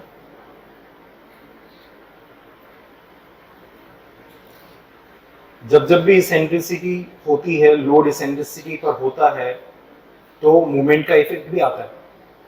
अब मूवमेंट का बेंडिंग इफेक्ट आएगा या फिर वो टॉर्जनल इफेक्ट आएगा, वो मूवमेंट की वैल्यू पर, उसकी डायरेक्शंस पर डिपेंड करेगा ना, वो कैसे लगा हुआ है, अरेंजमेंट कैसा है उस पर डिपेंड करेगा, ठीक है, वैल्यू पर डिपेंड नहीं करेगा, वो सिर्फ अरेंजमेंट पर डिपेंड करेगा ना। चलो, तो जो मोटा मोटा आइडिया हमने पकड़ा वो मैं आपको फिर से एक बार बता देता हूँ कि हमारे पास में जो फाइनल रिजल्ट है वो क्या है ना। मैंने दोनों ही केस यहाँ पे बता दिए, अगर एरियाज डिफरेंट हो तो फोर्स ऐसे निकलेगा, ठीक है, और जो मूवमेंट वाला जो इफेक्ट है वो ऐसे निकलेगा। कौन सा वाला, जो इक्वेशन जो मैंने पहले लिखा था, है ना, वो इक्वेशन कैसे थी कि अगर आपको Fm लिखना है टाउ मल्टीप्लाइड बाय A, ठीक है, A1 लिखना पड़ेगा, फर्स्ट रिवेट पर निकाल रहे हैं तो, ठीक है, तो यहाँ पर A1 से मल्टीप्लाई करना पड़ेगा और नीचे AI चल रहा होगा। तो ये इक्वेशन यदि आप लगाओगे तब जाकर के उस रिवेट पर फोर्स निकल पाएगा। समझ में आ रही बात? A1 से मल्टीप्लाई किया इसलिए A1 लगा रखा है इधर, एरिया सबके अलग अलग है तो इक्वेशन फिर आपको ये वाली लगानी पड़ेगी, ठीक है। तो सारा जनरल रिजल्ट मैंने आपको दे दिया, लेकिन मोस्ट ऑफ द टाइम जब क्वेश्चंस आते हैं सारे रिवेट सेम साइज के होते हैं। क्यों सेम साइज के होते हैं? क्योंकि कोई पैसा वैसा ज्यादा लगना है नहीं, 16 mm का ले लो, 18 mm का ले लो, बस उसकी वजह से होल साइज बढ़ जाती है। तो इस वजह से होल साइज बढ़ने से जो मेन मेंबर है उसकी स्ट्रेंथ रिड्यूस हो जाती है, इस वजह से हम थोड़ा सा ध्यान देते हैं, अदरवाइज हमें इस पे फाइनेंशियल कंडीशंस के हिसाब से देखते हुए तो ध्यान देने की जरूरत है नहीं, है ना। इकोनॉमिकल क्राइटेरिया देखते हुए कि number of rivets, dia of rivet, इतना ध्यान देने की जरूरत नहीं है, ठीक है। ध्यान देना। अभी हमारे पास में जो फाइनल रिजल्ट्स है, अब मैं क्या बोल रहा हूँ, रिजल्ट में उसके दिखाऊंगा जो क्वेश्चंस आपको बार बार दिखते हैं, कौन से वाले, सारे एरिया से है ना। उसके रिजल्ट में आपको एक बार वापस समरी कर देता हूँ कि हमने क्या सीखा है ना। तो थोड़ा सा समरी करते समय ऐसा करते हैं, अरेंजमेंट थोड़ा सा बड़ा ले लेते हैं, ठीक है। मान लो कि इस तरीके से आपके पास में रिवेट्स यहाँ पर प्लेस है, ठीक है।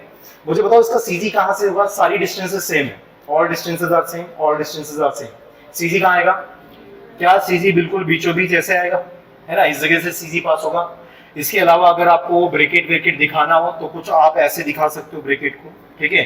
थोड़ी सी एज डिस्टेंस दोनों तरफ से छोड़ना, एज डिस्टेंस छोड़ दिया, एज डिस्टेंस छोड़ दिया, है ना। एज डिस्टेंस जितनी होती है उसके हिसाब से छोड़ोगे आप, ठीक है। यहाँ पर लगा दिया load P, all the areas are same, और इसकी जो सीजी लाइन है वो बिल्कुल बीचों बीच से पास हो जाएगी इस तरीके से, है ना। ये वाली जो डिस्टेंस है ये इसेंट्रिसिटी ई कहलाती है। सारे लोग ध्यान दो, आपको काम क्या करना होगा, ये तो आपको दे रखा होगा क्वेश्चन के अंदर, और आपको देखना होगा ये, जैसे ये भी दे दिया आपको कि पी जो है वो 250 किलो न्यूटन है, मान लो। इसेंट्रिसिटी आपको दे दी, मान लेते हैं ये 100 mm इसेंट्रिसिटी है, चलो मार्क क्या लेते हैं, क्वेश्चन ही सॉल्व कर लेते हैं ना। बना दो जरा, ये फिगर बना दो। क्वेश्चन में भी आपके सामने बना के दे रहा हूं, मुझे नहीं पता इसके आंसर्स क्या होंगे, अभी सारी चीजों को ध्यान से इस क्वेश्चन में सीखेंगे, है ना।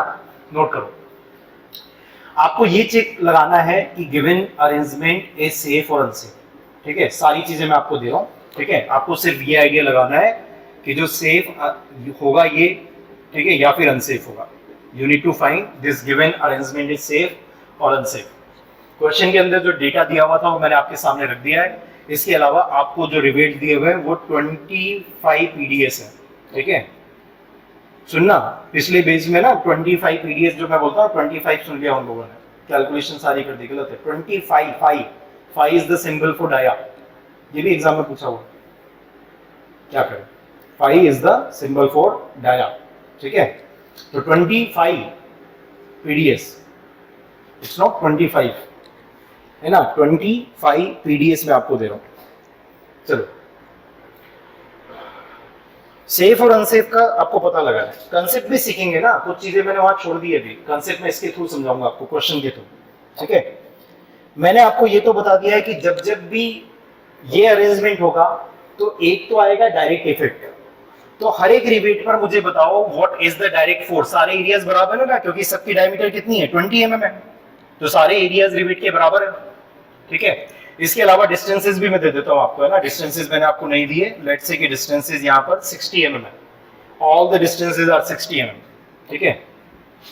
ये वाली डिस्टेंस भी मैं आपको 60 mm दे रहा हूं, 60 mm है सारी वर्टिकल डिस्टेंसेस जो दिख रही है, और जो ये हॉरिजॉन्टल डिस्टेंस है यहाँ पे, दिस इज 60 mm। मान लो आपके पास में सारी डिस्टेंसेस 60 mm वाली है। सॉल्व करेंगे क्वेश्चन को। सबसे पहले मुझे बताओ, इनकी नंबरिंग कर लो सबसे पहले, है ना, नंबरिंग कर लो ताकि इनके नाम लेने में इजी रहेगा हमें, है ना। तो पहला रिवेट, दूसरा रिवेट, तीसरा, चौथा, पांचवा, छठा, सातवां, आठवां, नौवां और 10वां, 10 रिवेट यहाँ पे टोटल, ठीक है। मुझे बताओ हम कैलकुलेशन कर रहे हैं ऑन रिवेट 1, ठीक है। We are calculating on the rivet 1। Rivet 1 कहाँ है, ये रहा। सारे रिवेट को तो छोड़ो, सबसे पहले हमने रिवेट पकड़ लिया कौन सा, जो सबसे दूर था। हमेशा इसी को सबसे पहले पकड़ना, जो सबसे दूर रिवेट होता है इसको सबसे पहले क्यों पकड़ते हैं, उसका कारण बताऊंगा मैं भी, है ना। देखो, डायरेक्ट इफेक्ट तो सब रिवेट का बराबर आते हैं, तो अगर मैं आपसे ये पूछूं व्हाट इज FD1, FD1 का मतलब क्या है, direct force on the rivet 1, कितना आएगा, लोड कितना है 250 किलो न्यूटन, कितने टोटल रिवेट थे 10, तो यहाँ पर लोड आ गया 25 किलो न्यूटन का, है ना। 25 किलो न्यूटन का लोड आ गया, ये तो रिवेट नंबर 1 पर डायरेक्ट लोडिंग का इफेक्ट है। जो 250 टोटल लग रहा था, ये सिपाही खड़े हैं इसके 10, तो सब बराबर फोर्स लेंगे क्योंकि इनके एरियाज बराबर थे। तो हर एक कितना डायरेक्ट लोड लेगा, वो लेगा 25 किलो न्यूटन का। सुनना मेरी बात को ध्यान से। अब ये जो रिवेट 1 है, इस पे डायरेक्ट लोड कैसे लगता है, ऐसे, जिस डायरेक्शन में फोर्स लगा उधर। अगर मान लो ये 45 डिग्री पर इंक्लाइंड होता तो 45 डिग्री पर इंक्लाइंड लगा देते, जिस डायरेक्शन में लोड लग रहा है उसी डायरेक्शन में लोड लगा दो। बात आ रही समझ में, ठीक है। तो ये लगा था वर्टिकल डाउनवर्ड, तो वर्टिकल डाउनवर्ड लगा दिया, कितने मैग्नीट्यूड का, 25 किलो न्यूटन का, किस पर, रिवेट नंबर 1 पे लगा दिया। क्या हो गया, क्या यहाँ तक। अब मुझे बताओ व्हाट इज द मोमेंट का इफेक्ट, Fm1 क्या फॉर्मूला बनाया था, फॉर्मूला था P into E multiplied by R divide by summation of R square, यही फॉर्मूला था क्या, देखो जरा ध्यान से। तो आपको जो टर्म यहां दिखाई दे रही है वो तो पुट करो कम से कम, तो आपको नजर आ रहा है 250 किलो न्यूटन में पुट कर दिया, मल्टीप्लाइड बाय, है ना, multiplied by what is E 100 mm, ये 100 mm रख दिया, multiplied by R, what is R, जिस रिवेट की बात कर रहे हो उसकी डिस्टेंस, रेडियल डिस्टेंस। तो रिवेट की जो रेडियल डिस्टेंस है, देखना जरा ध्यान से, सिमेट्रिकली प्लेस करने का फायदा भी देखो, ठीक है। यहां पर ये जो डिस्टेंसेस होगी, ये वाली डिस्टेंस और ये वाली डिस्टेंस बराबर है, पहला रिवेट, 10वां रिवेट, छठा रिवेट और 5वां रिवेट क्या सेम डिस्टेंस पर है क्या? तो क्या एक साथ इनके डिस्टेंसेस बता सकते हो आप लोग, मुझे बताओगे R1, R5, R6 और R10 ये कितना है? 134.164, ठीक है, mm के अंदर ये इतना आ गया। सब लोग देखो, ये तो हमारी ये डिस्टेंस आ गई। अब नेक्स्ट डिस्टेंस इसकी बता सकते हो क्या? 2, 9, 7 और 4 ये सेम डिस्टेंस पर है। कैसे निकाला समझ में आ रहा है ना, क्योंकि ये डिस्टेंस कितनी थी, व्हाट इज दिस डिस्टेंस, यहां से यहां तक 120, ये कितना है 60, तो 120 और 60 स्क्वायर करके ऐड कर दो, स्क्वायर रूट लो, है ना, तो क्या आ जाएगा, हाइपोटेनस आ जाएगा, ये वाली डिस्टेंस, है ना, तो ये आर डिस्टेंस आ गई। अब सेकंड की R2, R9, R4, है ना, और R7 ये कितना है 84.85 mm, ये distance is 84.85 mm। And what is R3 and R8, ये डिस्टेंसेस कितनी है? कोई है जीरो वाला? जीरो वाला कोई नहीं, ठीक है। ये डिस्टेंस कितनी है, क्योंकि यहां से डिस्टेंसेस मेजर कर रहे हैं, तो ये वाली डिस्टेंस कितनी है, this is equal to 60 mm। कई बच्चे इसको जीरो बोल देते हैं, जैसे देखते हैं ना इस लाइन पर, अरे ये तो जीरो डिस्टेंस पर, सेंटर से डिस्टेंस मेजर कर रहे हैं, रेडियल डिस्टेंस मेजर कर रहे हैं, तो सेंटर से इसकी रेडियल डिस्टेंस 3 की, ठीक है, ये वाली डिस्टेंस है जो कि 60 है, ये भी 60 है ना। आगे बात सुनने यहाँ तक, चलो। तो मेरे हिसाब से नीचे समेशन अंडर रूट वगैरह सब कर लिया होगा, है ना, आर स्क्वायर, तो सीधा सीधा आर स्क्वायर निकाल दो। देखो मैं एक और तरीका देता हूँ, ये आपने जैसे किया ना, इसका एक तरीका देता हूँ मैं आपको, आप इसको थोड़ा और फास्ट कर सकते हैं, क्योंकि ऐसे डिस्टेंसेस निकालोगे तो टाइम लग जाएगा, है ना।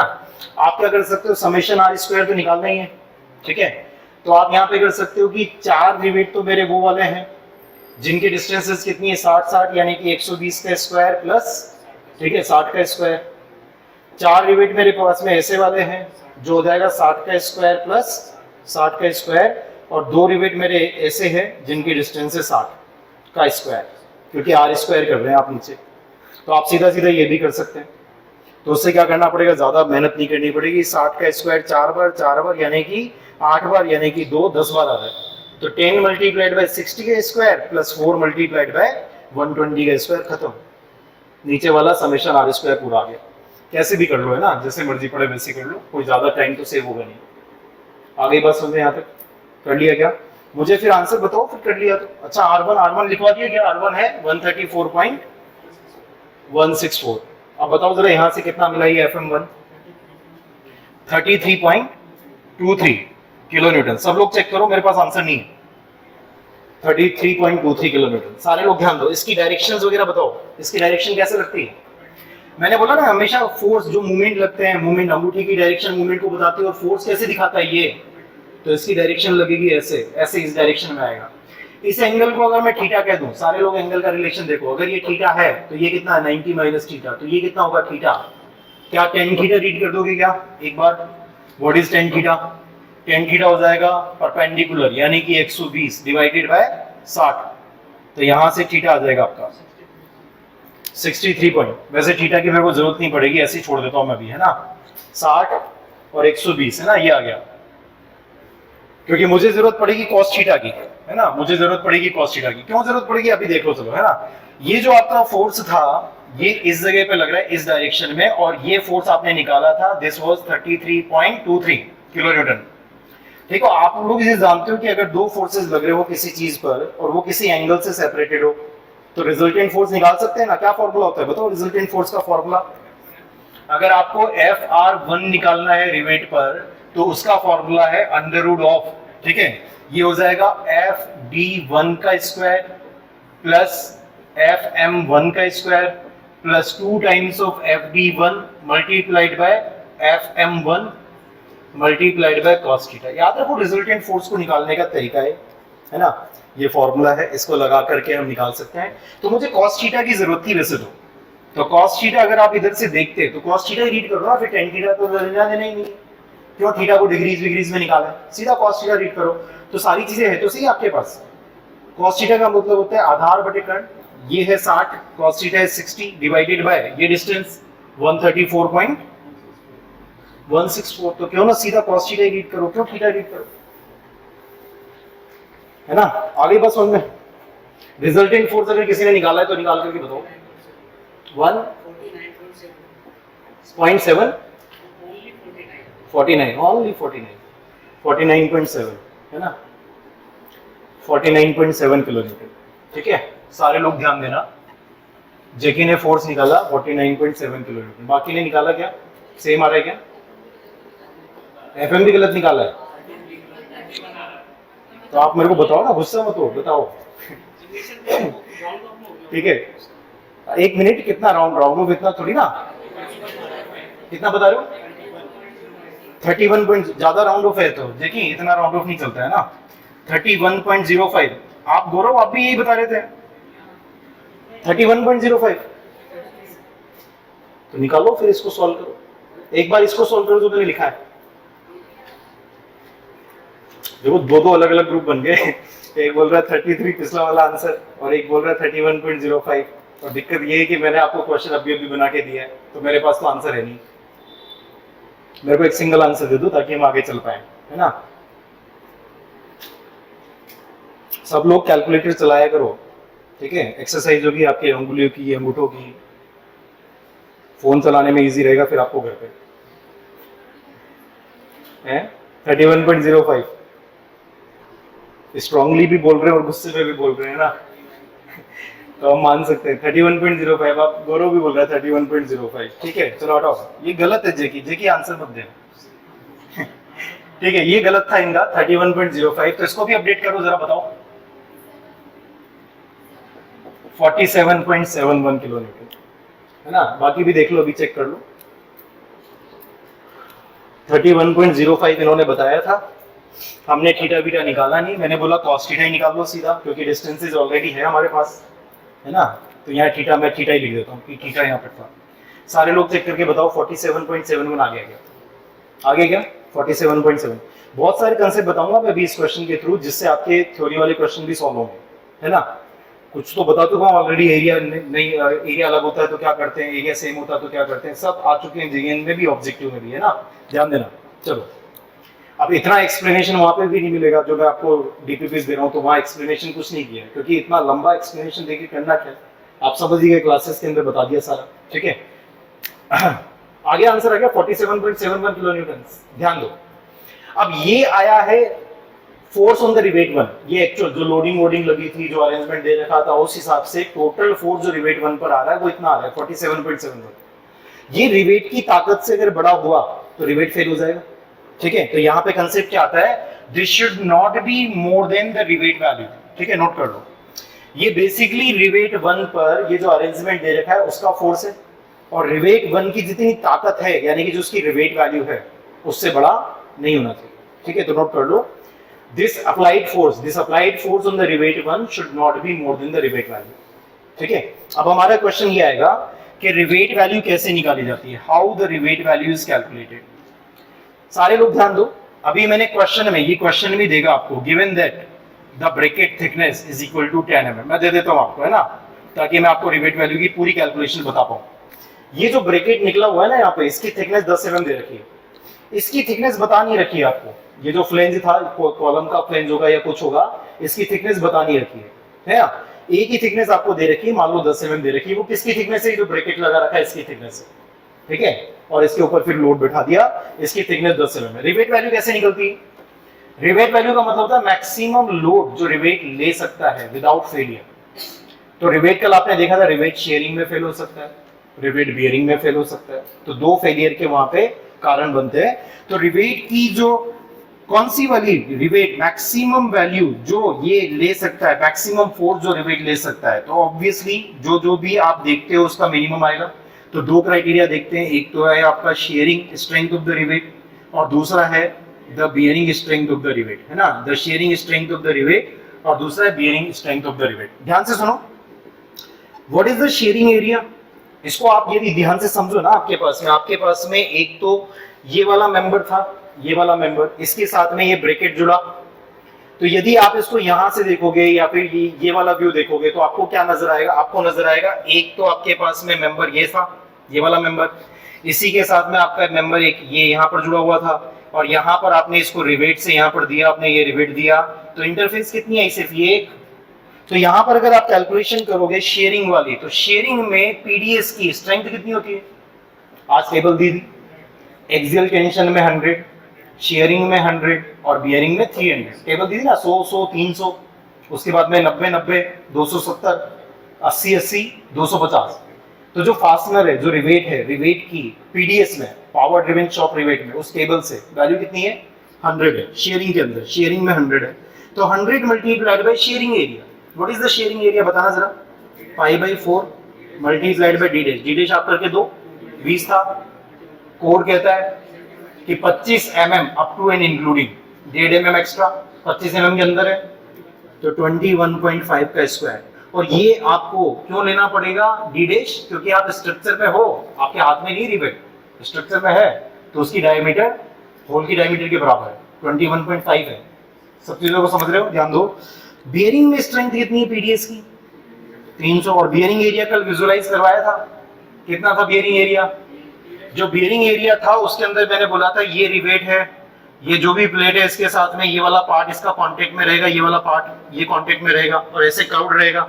इसको प्रोजेक्ट करेंगे वर्टिकल प्लेन पर, तो एक तो डी डैश आएगा मल्टीप्लाइड बाय थिकनेस आएगा, तो यहाँ लिखोगे 300 मल्टीप्लाइड बाय डी डैश यानी कि 21.5।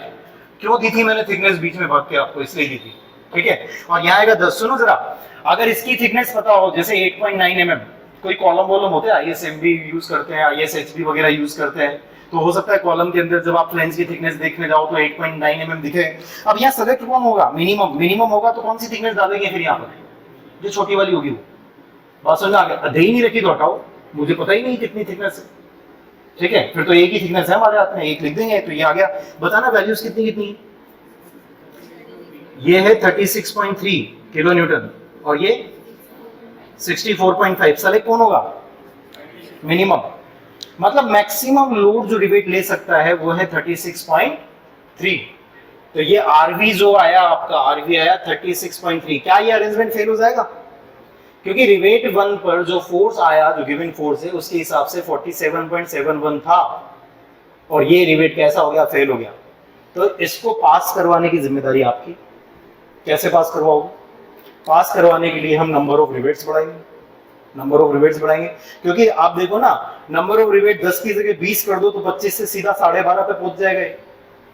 तो अगर रिवेट वैल्यू कभी बढ़ जाती है तो क्या करते हैं, अगर जो फोर्स आया है वो रिवेट वैल्यू से बड़ा आ जाता है तो फिर क्या करते हैं, नंबर ऑफ रिवेट्स बढ़ाने पड़ते हैं।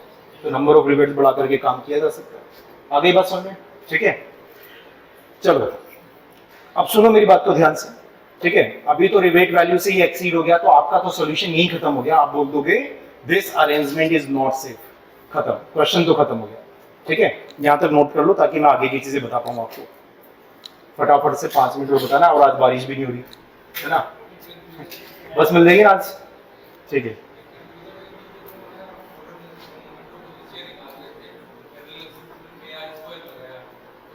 पैरेलल एक्सिस थ्योरम कहाँ लगाई हमने, तो मोमेंट ऑफ इनर्शिया की बेसिक डेफिनेशन लगाई कि कोई भी एरिया किसी एक्सिस से अगर किसी डिस्टेंस पर हो तो एरिया इनटू डिस्टेंस का स्क्वायर करते हैं, ये मोमेंट ऑफ इनर्शिया है। आप कर सकते हो, ये कहां पर है, देखो सुनो मेरी बात को ध्यान से। ये इसका सीजी, जैसे ये रिवेट है ना, ये रिवेट, ये वाला रिवेट, इसका सीजी यहाँ पर है, मान लो इस जगह पर, ऐसे ही बताया था मैंने, ये रहा इस जगह पे सीजी। तो आपने डिस्टेंस लगाई है कि एरिया इनटू डिस्टेंस का स्क्वायर, आप ऐसे भी कर सकते हो, ठीक है। ये जो इसका सीजी है खुद की एक्सिस के अबाउट, और ये कैसा सेक्शन है, सर्कुलर है, सर्किल का इस एक्सिस के अबाउट मोमेंट ऑफ इनर्शिया क्या होता है, किसी को पता है क्या, पाई बाय 32, हाँ, तो pi by 32 multiplied by D raised to the power 4, D raised to the power 4। ये वाली क्वांटिटी ना बहुत छोटी आएगी किसके कंपैरिजन में, एरिया इनटू इतनी बड़ी डिस्टेंस का स्क्वायर, इसके कंपैरिजन। इस वजह से इसको नेग्लेक्ट करके छोड़ देते हैं, कभी लेते ही नहीं। तो छोड़ दिया उन्होंने, छोड़ दिया स्टार्टिंग में जब कंसेप्ट बना, आप भी छोड़ दो, लेना मत। बात सुनना, आप करके भी देख लो, ये फिगर आपको छोटा मिलेगा। इन्होंने लगाया क्या कि अगर आपको आई निकालना होता है तो IG plus area into distance का स्क्वायर लगाते हैं, ये लगाते हैं। हमने इसको नेग्लेक्ट किया हुआ है ना। चलो आगे के बस में इतना नोट कर लो, क्योंकि मैं इसी जगह से आपको कुछ और भी आपको बताना चाह रहा हूं कि इस जगह पे और कंसेप्ट कैसे बन रहे हैं। हमने रिवेट 1 को ही तो पकड़ा सबसे पहले, उसका लॉजिक मैं देने वाला हूं, ठीक है। वो लॉजिक तब समझ में आएगा जब मैं 1 को छोड़ के दूसरा पढ़ूंगा, ठीक है, वो तब समझ में आएगा, है ना। तो ध्यान से देखो जरा, लिख लिया क्या यहां तक?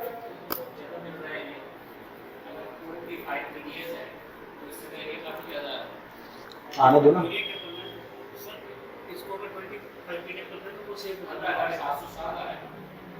तो 25 PDS,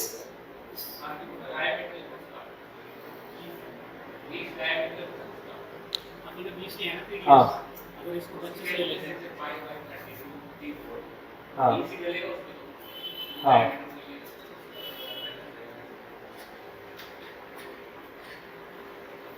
तो आने दो ना, जो आ रहा है जो नेगलेक्ट कर लेना, दिख जाएगा, नेगलेक्ट दिख जाएगा, है ना, कर लेना। क्योंकि एरिया में भी तो यहाँ पे 2 पावर आएगी, 2 2 4 पावर होगी, यहाँ पे भी 4 पावर है ना। नेगलेक्ट तो हो जाएगा क्योंकि इसकी डायमीटर इसकी 20 है और ये वाली डिस्टेंसेस आपकी काफी लार्ज चल रही है। ये वाली डिस्टेंस कितनी निकाली थी? एक तो करोगे 134 रेस्ट टू दी पावर 4। हाँ अच्छा, ये बोल रहा है क्या? हाँ तो ठीक है ना, खत्म हो गया ना, क्यों बता रहे हो? मेरे को पहले ही पता है, ठीक है, मैंने इसलिए तो नेगलेक्ट करके रखा हुआ है। मेरे को लगा उल्टा उल्टा बोल रहा है, जैसा नेगलेक्ट नहीं हो रहा है ना। 6.5 लाख ये बताना चाह रहे हैं, एक तो 6.5 लाख आ रहा है और एक 15,000 आ रहा है। देखो उसकी बात सुन लो सब, ठीक है, समझ गए आप, इसलिए नेगलेक्ट कर देंगे। सुनो मेरी बात को सुनो, मैं भूल जाऊंगा अभी इतनी देर में, कंसेप्ट गायब हो जाएगा मेरे दिमाग में से, है ना, ठीक है। सुनो, फिर दूसरे दिन याद आएगा वो कंसेप्ट कि मेरे को बताना भूल गया मैं, ठीक है। रिवेट नंबर 2 अगर लेते हैं तो क्या होता है, सिर्फ देखना, आपको सीखना नहीं है ना, क्वेश्चन तो खत्म हो चुका है हमारा, ठीक है। ध्यान से देखो, अगर रिवेट नंबर 2 लेते तो क्या डायरेक्ट फोर्स में कोई चेंज आता क्या? क्योंकि डायरेक्ट फोर्स तो load divided by number of rivets, है ना, तो डायरेक्ट फोर्स में तो कोई चेंज नहीं आता। डायरेक्ट फोर्स अभी भी सेकंड के लिए उतना ही होता क्या? उतना ही होता। अब देखो चेंज कहां आता, अगर मैं Fm2 लिखता तो ये P अभी भी 250 आता, E अभी भी 100 mm आता, R जो है, रुको तो सही भी, R जो है ये आपका R2 आता और ये R2। अब आप करीब आ गए क्या? मैंने सबसे पहले सबसे दूर वाला क्यों लिखा था? इसलिए लिखा था क्योंकि फर्स्ट रिवेट का ये जो फोर्स में जो ये डिस्टेंस है ये सबसे ज्यादा है, तो इसका फोर्स सबसे ज्यादा होगा, तो क्रिटिकल आने के चांसेस इसके सबसे ज्यादा है, क्योंकि फोर्स का मैग्नीट्यूड सबसे ज्यादा है। चांसेस बोल रहा हूं अभी, श्योर नहीं हूं बेबी, है ना। तो यहां पर हमने क्या कर दिया कि अगर ये आप सेकंड के लिए लिखते तो 134 की जगह क्या आ जाता, सेकंड वाली डिस्टेंस कितनी है, 84.85 आती, पहले से तो कम है। बाकी नीचे तो अभी भी समेशन आर स्क्वायर सबको जोड़ना था, ये सेम है, सब कुछ सेम है, बस ये डिस्टेंस पहले से कम हो गई, तो Fm2 जो रिजल्ट आएगा वो पहले से कम आएगा, पहले से कम आएगा। तो इसका मतलब रिजल्टेंट फर्स्ट का ज्यादा आने के चांसेस है। लेकिन यहां पर भी एक और चीज हो रही है, वो क्या है उसको ध्यान से देखो, वो है cos थीटा, है ना, वो है cos थीटा। सारे लोग ध्यान से समझो। अब अगर आप सेंटर के नजदीक आ गए हो, है ना, पहले जो थीटा था वो इतना था, अगर आप सेंटर के नजदीक आ गए हो, यहीं से नजदीक ले चलता हूं मैं आपको, है ना, अगर आप सेंटर के नजदीक आ गए हो तो यहाँ पर ये वाला एंगल, इस एंगल को मैं फर्स्ट के लिए θ1 बोल दूं, इसको मैं θ2 कह दूं, है ना। ध्यान से देखना जरा, ये वाला जो एंगल होगा ये θ2 होगा क्या? और cos थीटा जब लिखने जाओगे, आधार तो अभी भी सेम चल रहा है, जो आपका हाइपोटेनस है वो कैसा हो गया, कम हो गया, तो cos थीटा बढ़ जाएगा। तो cos थीटा तो बढ़ रहा है। जब मैं फर्स्ट से सेकंड पे गया, जब मैं फर्स्ट से सेकंड पे गया तो क्या हुआ, इस इक्वेशन का हल बताना जरा। ये वाली वैल्यू सेम थी, ये वाली वैल्यू सेकंड में कम हो गई और cos थीटा सेकंड में बढ़ गया। तो हो सकता है गवर्न cos थीटा की वजह से हो रहा हो, लेकिन अक्सर ऐसा नहीं पाया जाता। अक्सर क्या पाया जाता है कि जो डिस्टेंस वाला है, ठीक है, वो ज्यादा गवर्न करता है। तो लोग क्या करते हैं, लोग तो बिल्कुल भी इस बात की हेडक ही नहीं लेते कि फर्स्ट के बाद सेकंड भी चेक करो। मैं भी हेडक नहीं लेता, कब तक नहीं लेता, ठीक है, कब तक नहीं लेता, जब तक लोड ऐसे लग रहा है। लोड अगर किसी एंगल में हो तो उस टाइम पर मैं कहता हूं कि पहले तो फार मोस्ट पे चले जाओ, सबसे दूर, उसको चेक कर लो, अगर वो सेफ हो जाए तो खुशियां मना करके लिख करके मत आ जाओ कि सर सेफ हो गया, खत्म, जाकर के दूसरा भी चेक करना। अगर दूसरा चेक करा और उसमें पैटर्न क्या नजर आए, दूसरे वाले पर जो रिजल्टेंट फोर्स है वो पहले वाले से ज्यादा नजर आए, तो फिर तो तीसरा भी चेक करना पड़ेगा। क्योंकि जब हम फर्स्ट से जब सेकंड पे आए और सेकंड का अगर फोर्स यदि आपको फर्स्ट से भी ज्यादा मिल रहा है रिजल्टेंट, तो हो सकता है नीचे और भी ज्यादा मिले, तो फिर थर्ड पे भी जाकर के चेक करना पड़ेगा। बात समझ में आ रही है? तो ऐसे चेक करना पड़ता है। नॉर्मल सिचुएशन में, जैसे इस सिचुएशन में जनरली जब लोड वर्टिकल दिया जाता है उसमें तो आपका जो फारमोस्ट वाला रिवेट होता है वही आपका क्रिटिकल आता है मोस्ट ऑफ द टाइम, लेकिन फिर भी मैं अपने बच्चों को चेक करवाता हूँ कि आप सेकंड जरूर चेक किया करो। अगर फर्स्ट का रिजल्ट ज्यादा था सेकंड के कंपैरिजन में तो थर्ड पे जाने की जरूरत नहीं है। बात समझ में आ गई? क्योंकि नीचे जाने पर आपको पता लग गया ना पैटर्न क्या हो रहा है, नीचे जाने पर फोर्स कम होता जा रहा है। तो अगर फर्स्ट वाला जो कि सबसे ज्यादा फोर्स ले रहा है अगर वो रिवेट वैल्यू से कम है फोर्स, तो सेफ है। जो सबसे ज्यादा फोर्स लेने वाला आदमी है अगर वो उसकी ताकत यानी कि जो रिवेट वैल्यू है उससे कम फोर्स यदि वहां पर अप्लाई हो रहा है तो वो रिवेट सेफ है। अगर ये सेफ तो सब सेफ। बात आ गई समझ में? इस तरीके से सेफ्टी चेक की जाती है। क्राइटेरिया आगे समझ में दोनों? ठीक है।